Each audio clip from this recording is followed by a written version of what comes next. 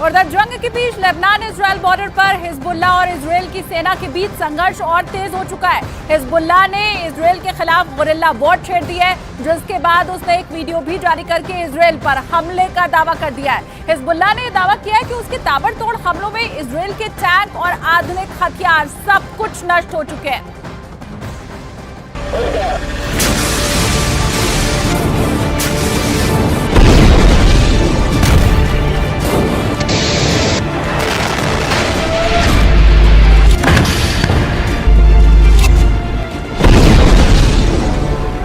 Hezbollah का दावा है कि इजराइल के खिलाफ वो नए और आधुनिक हथियारों का इस्तेमाल कर रहा है।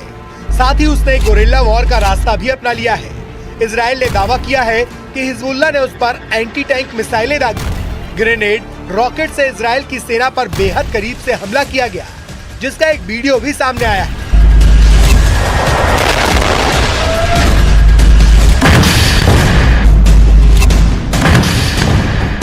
वीडियो में दिख रहा है कि हिजबुल्लाह इजराइल के टैंकों को महज 100 से 150 मीटर की दूरी से एंटी टैंक मिसाइल से और रॉकेट से निशाना बना रहा है। और वीडियो में जिन घातक राइफलों का इस्तेमाल होता दिखाई दिया, वो इजराइल की सेना के पसीने छुड़ाने के लिए काफी है। वीडियो में हमले का तरीका ये साबित करने के लिए काफी है कि इजराइल की सेना को बेहद क्रूर और शातिर लड़ाकों से जंग लड़नी है, वो भी उस समय जब हिजबुल्लाह की तरफ से इजराइल की सेना पर ताबड़तोड़ हमले किए जा रहे हैं।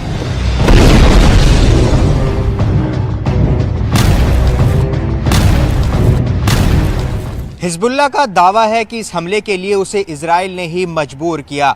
हिजबुल्लाह के मुताबिक इजराइल ने उसकी सीमा में घुसकर हमले किए, जिसमें लेबनान के कई लोगों की जान चली गई। हिजबुल्लाह का आरोप है कि इजराइल की सेना ने लेबनान के बेकसूर लोगों को निशाना बनाया और आधी रात में वहां जोरदार रॉकेट दागे। इजराइल की सेना ने इस हमले के बाकायदा वीडियो भी जारी किए, जिसमें लेबनान और इजराइल की सीमा के पास मौजूद कुछ फौजी ठिकानों पर धमाके होते दिखाई दिए। इजराइल की सेना के मुताबिक उसने सीमा के पास मौजूद हिजबुल्लाह के ठिकानों पर मिसाइलों से वार किया।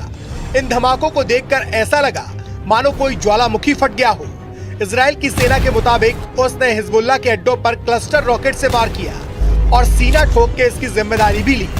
इजराइल की तरफ से जारी किए गए वीडियो में उसकी सेना की टुकड़ी रॉकेट अटैक करती हुई नजर आई।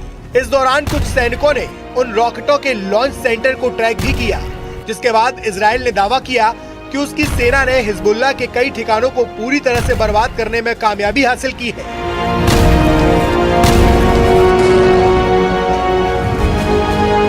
जिसके बाद हिजबुल्लाह का गुस्सा 7वें आसमान पर है।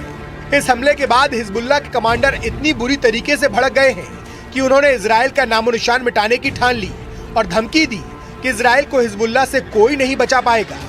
जिसके बाद इजराइल की सेना और उसके ठिकाने हिजबुल्लाह के निशाने पर आ गए, क्योंकि गाजा में हमास के खिलाफ युद्ध लड़ रहे इजराइल को उसकी उत्तरी सीमा पर हिजबुल्लाह से भी चुनौतियां मिल रही हैं।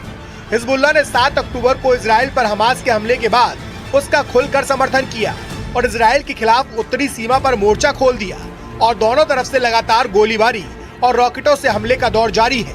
इसी से भड़के इजराइल के रक्षा मंत्री ने हिजबुल्लाह को साफ शब्दों में हमले की कीमत चुकाने की धमकी भी दी।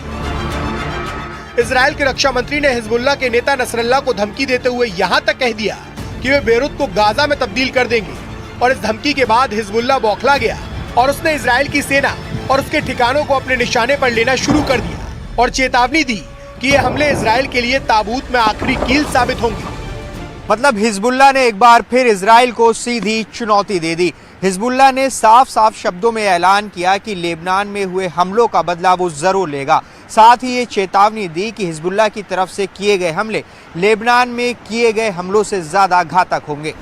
अब हिजबुल्लाह ने इजराइल के खिलाफ गुरिल्ला वॉर छेड़ दी है और हमास की स्टाइल में इजराइल की सेना पर सामने से निशाना लगाना शुरू कर दिया है।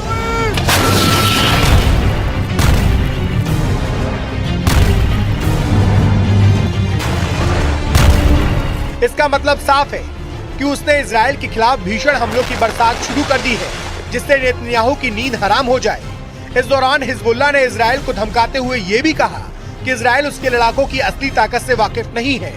मतलब उसने साफ कर दिया कि लेबनान बॉर्डर पर तनाव कम नहीं होने वाला, क्योंकि हिजबुल्लाह की चेतावनी के मुताबिक वो अब इजराइल पर एक के बाद एक बड़े हमले का मन बना चुका है।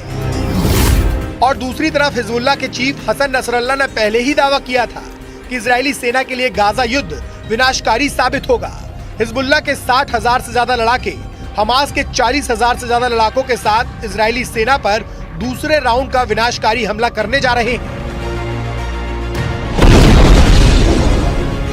पश्चिमी मीडिया ने भी माना है कि हिजबुल्लाह की रॉकेट और मिसाइल ताकत इजराइल के लिए विनाशकारी साबित हो सकती है।